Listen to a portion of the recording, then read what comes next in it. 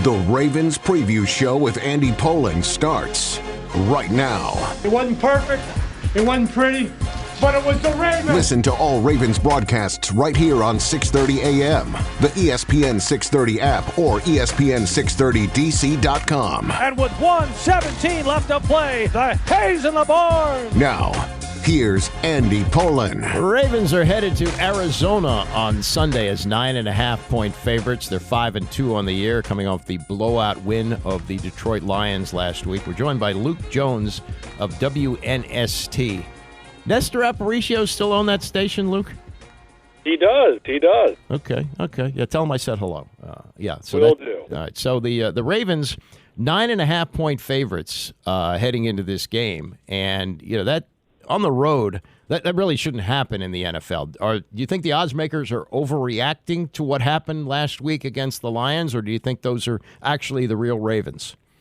Yeah, I think time's going to tell, right? I think everyone was really excited about how this football team looked going to Cincinnati in week 2 with a really banged-up roster, if you recall. I think they had 6 or 7 starters out for that game against the Bengals. And we know Cincinnati really struggled out of the gate, but that was still a quality win on the road. And then they came home and they laid an egg against Indianapolis and lost. A couple weeks after that, they go to Cleveland against this vaunted Browns defense. And I get it, the Browns quarterback situation certainly played a part in it, but they won convincingly on the road there. And then they basically were sleepwalking through a large portion of the Pittsburgh game that should have been in hand, and they let the Steelers come back and beat them. So I think very clearly this Arizona Cardinals team is a step down, at least, if not a couple steps down, if we're being honest, from Indianapolis or Pittsburgh. But it's the NFL, Andy. You know that. Mm-hmm. And going out on the road, a West Coast trip, certainly the Ravens were hearing plenty of accolades this week. I certainly have confidence that this team's going to win, but are we going to see something similar to what we saw against Detroit last week? I'm not convinced of that, just because we know how this is a week-to-week league. And I think the Ravens, and they said it themselves over the course of this week, they're chasing consistency. Now that this offense played the way they did, they want to be able to show that they can do that on a much more consistent basis. And they'll have a good chance to do it against an opponent that, let's face it, after the first few weeks being kind of a pest, getting that pesky label and doing what they did against the Cowboys, it's a Cardinals team that's really struggled. So we'll see how it plays out, but I certainly expect them to go out there and get a win. Whether it's going to be covering the spread or not, we'll find out. Certainly. Well, you talk about the Pittsburgh and the Indianapolis game. Pittsburgh, that's a rivalry. Anybody can win, and Pittsburgh's starting to play better now, so that's one thing. But the game against the Colts did look like a trap game, and facing Gardner Minshew, and they probably played down to that level. We're going to play what Lamar said this week, but he said we don't really do trap games. We don't think of them that way.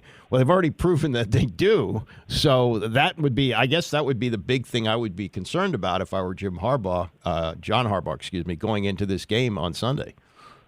Yeah, and I think, look, every team's going to say that they don't believe in trap games. Everyone says that during the course of the week, but the proof is in the pudding, right? The proof is in how you go out there and play. I think, and the point I was trying to make with saying that the Cardinals are a couple steps down is, I think the Ravens, even if they fall into that trap to some degree, I think you're still looking at an Arizona team that's very limited on both sides of the ball. I think Dobbs started out playing pretty well over the first month of the season, but you look at him the last few weeks, struggling to complete a little over 50% of his passes, yards per attempt is way down. So I just think it's a really limited football team from a talent standpoint. Now, again, it's the NFL. This isn't like college football where, you can just, you're a power program and you just show up at, a smaller school that just lacks the horses and you just go out there and beat them. Mm-hmm. But, yeah, I think I'm looking for this team to stack a little more consistency. And, for them to, they finally figured out their recent red zone woes against Detroit.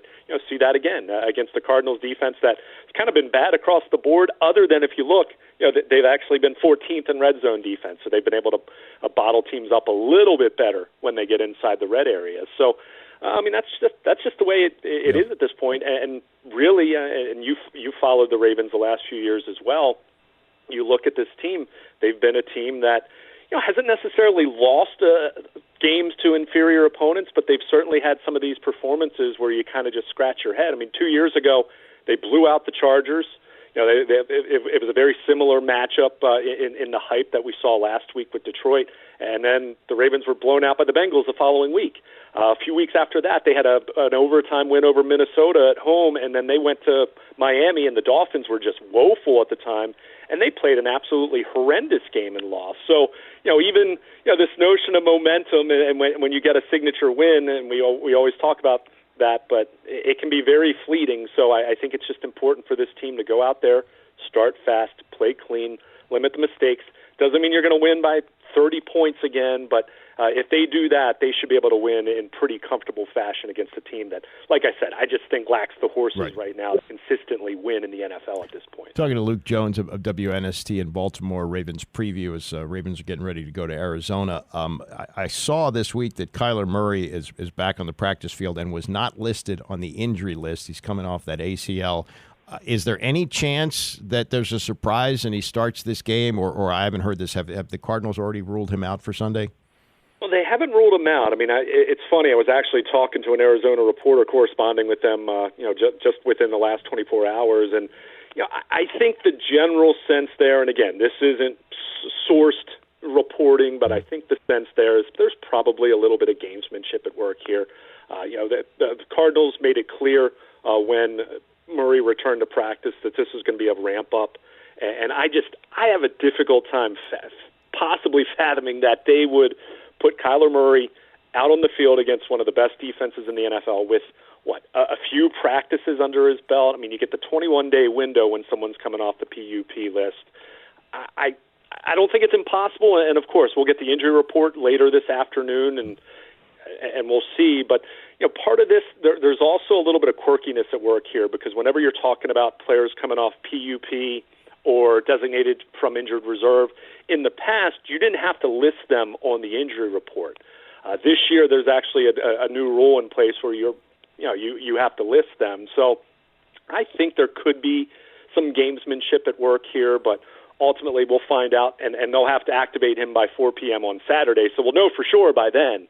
But it does seem awfully quick and not the ideal matchup to put someone out there who hasn't played in, 11 months, 10 months, whatever it's been, against this defense. Then again, you look at the Cardinals' schedule, they play Cleveland and a pretty good defense next week. So I definitely do wonder about that. But as Mike McDonald, the Ravens defensive coordinator, said on Thursday, they're certainly taking a look at it and they're prepared for it just in case. But I think the general sentiment is it's going to be Dobbs for at least one more week. But again, we'll find out here, get a little more clarity over the next 24 hours or so. All right, last thing is the defense. They are leading the NFL in sacks, and it's interesting the way that they have been kind of remolded over the last couple of years, making deadline deals, and then you bring in two street free agents with big names, and Jadeveon Clowney and Kyle Van Noy.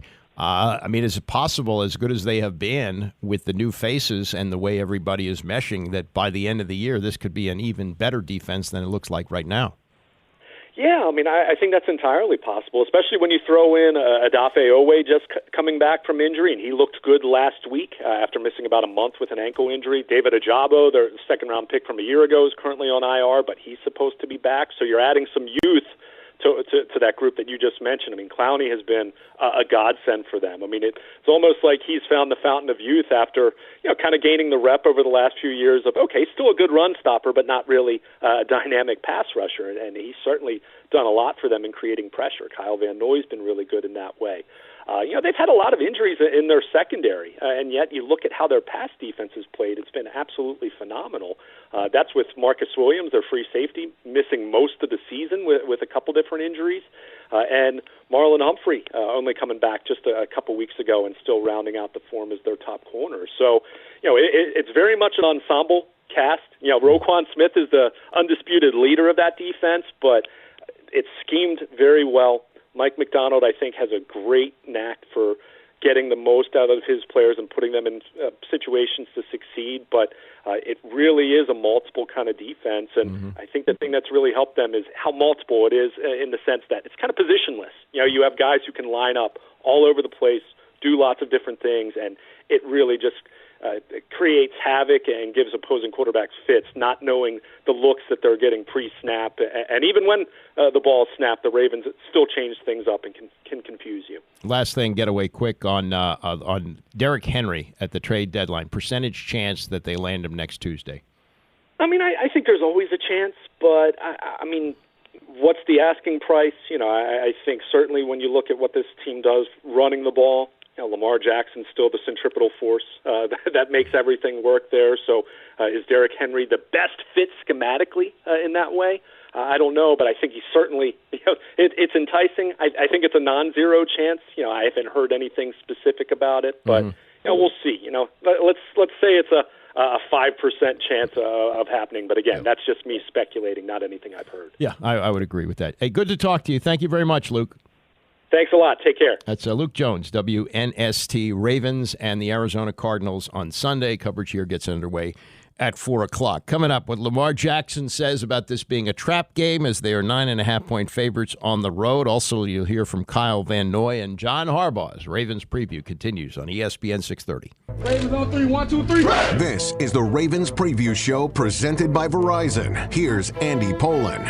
Ravens heading to Arizona on Sunday. They're 5-2, coming off their most impressive win of the year, a blowout of the Detroit Lions, probably the reason they are 9.5-point favorites on the road, which is a huge spread against a team that's supposed to be pretty good defensively. Budda Baker is back, and they may be able to cover the spread. I don't think they'll be able to beat the Ravens, but we'll see. The Ravens have won 5 of the last 6 against Arizona. Last time they met was at Baltimore on September 15th of 2019. The Ravens won this game 23-17. Lamar Jackson threw for 2 touchdowns, 272 yards passing. He also ran for 120 yards. There were 3 Justin Tucker field goals in this game. And how about the defense for the Ravens that day? They held Arizona to 20 yards rushing on 11 carries. I don't know if that'll be the case this Sunday, but they are certainly favored to win this game with the Ravens hitting on all cylinders with this offense now, which was slow to get going.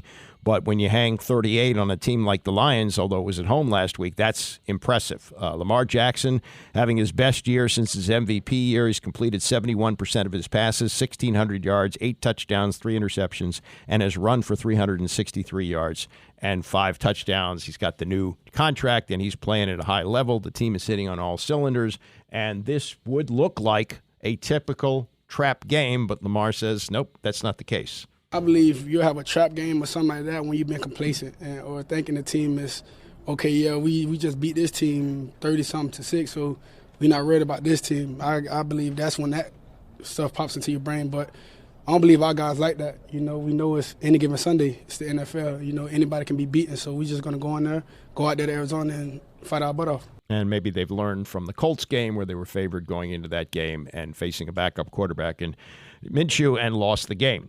Kyle Van Noy, big addition to this team, picked up a couple of weeks into the season, had played with the New England Patriots, had played on Super Bowl teams there, and is a guy who's very familiar with the Ravens, having played against him, but now he has joined them, and having played against Lamar in the past, he's now seeing him on the practice field, seeing him on the sidelines as the game unfolds, and he's as impressed as he's ever been with Lamar Jackson. Got to say it. He's playing at an MVP level, and I think they take a lot of pride in protecting Lamar and just how Lamar approaches the game. It starts at practice for him and the way he holds himself to a high standard, and then everybody else wants to be at that standard as well. He makes practices competitive, and it's really fun to be on the opposite side talking trash against him and competing with him and just trying to make each other better. But it's been awesome to see what he's doing on Sundays right now, and it's a testament to who he is as a person and a player. He's really taken the quarterback into that next level that everybody wants to see, and I think he knows he can even bring another level, just the way he is as a person and as a player.